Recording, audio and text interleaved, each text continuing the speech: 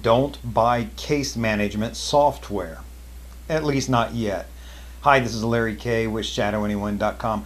What I want to share with you today is a problem that so many people have, especially starting out, and that's a tendency to overbuy stuff, things, toys. It's the shiny things that we think, oh, if I had that, then that would make me successful. My emphasis to you is work on yourself, build your skills, build up yourself. And then when you have tools to add, it amplifies your abilities, it amplifies what you can do. Look, you can go out and buy the most expensive, snazzy remote control surveillance camera, put it on a tripod, you get the vehicle, you tint the windows just right, that way you can set the camera up in the back and you can sit in a comfortable seat and watch what's going on and control the camera with remote control and all that. Well, no. First thing you need to do is get a client. It may sound funny to hear me say this, but buying the stuff is easy. You can buy stuff. People will sell you stuff. They'll fall over themselves to sell you stuff. You need to work on getting a client. And until you have a few clients, you may not even need a bunch of stuff. You can rent an awful lot of equipment or borrow a lot of equipment. So specifically today, I want to talk about case management software. You know, you're preparing, you're starting up your detective agency. You know, if I gotta have this, let's get off to a good clean start and make everything the way it's supposed to be.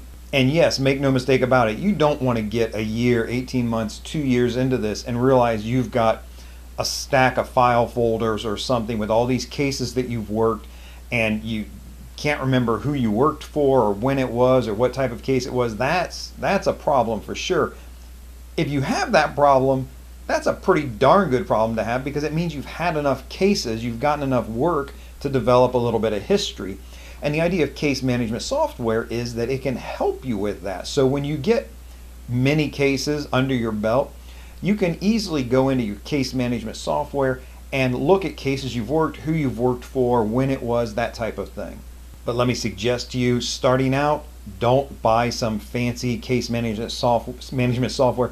Probably, to be honest with you, you're going to get into it 6 months or a year and you're going to say, boy, I wish it had this function or that function. Then you're going to try to change to another case management piece of software and you're going to find it's ridiculously difficult to switch over.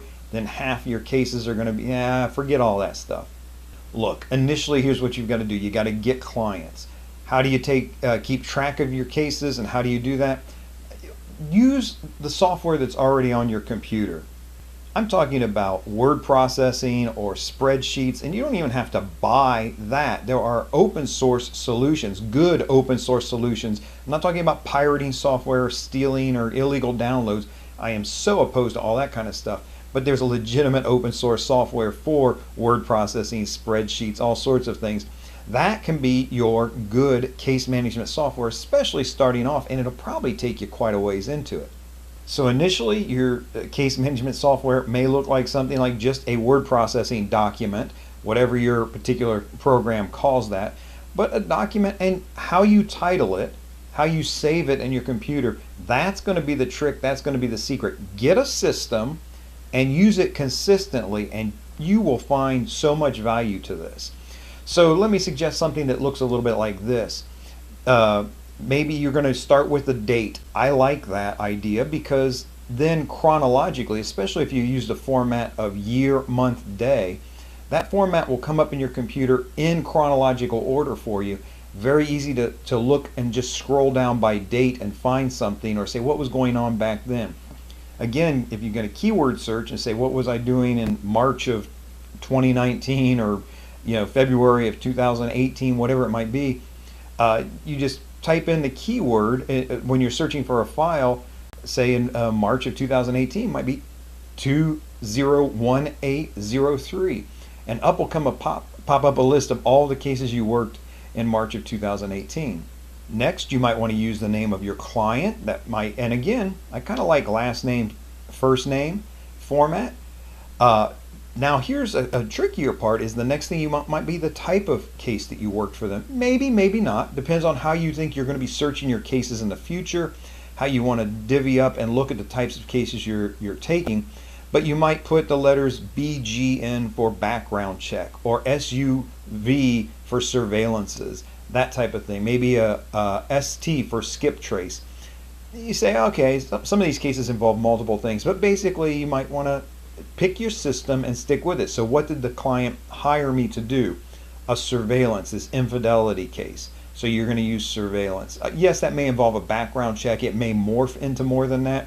A lot of times when you do an infidelity case, the person wants to know not only what's going on, but then they might want to find out more information about, say, the mistress or the other woman. And of course, use caution when you're approaching and dealing with that kind of thing. But for our purposes, your case management file might just have the letters SUV for surveillance. And then, and don't miss this, I kind of like to have the name of the subject of the investigation in the file as well.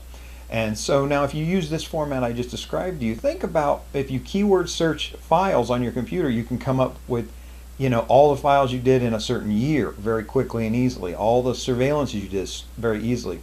You might say, did I have a subject with that name before? That name really rings a bell. You do a keyword search and boom, up pops the file with that person. You say, oh yeah, that was the subject of my investigation. Or you might say, oh my goodness, this person was a client at one time. So pick a system, use it initially, and I think you're going to find you can go quite a ways into a detective agency, into your investigative business, before you need to really invest in some true investigative software. With any method you use, I want you to think of in terms two particular things. One, backing up your files, because we know all hard drives die eventually. That's just the way it is. Number two, encrypting your files so that they're kept safe and secure from prying eyes. If you have ideas or experience with case management outside of using a particular kind of software, please drop it in the comments. We can all learn from each other. What I've covered here today is not by any means exhaustive. It's just a starting point and an idea. And specifically, I just want you to save that little bit of money starting out. Don't buy something that you don't need just yet. Buying something you think you might need in the future, that's a little bit dicey, and you can drive yourself crazy trying to do that. And also, you can drive yourself bankrupt buying things that never end up giving you any return on your money.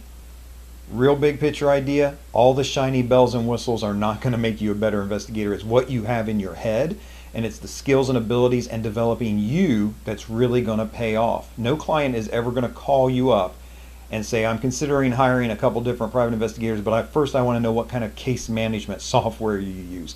That's just not going to happen.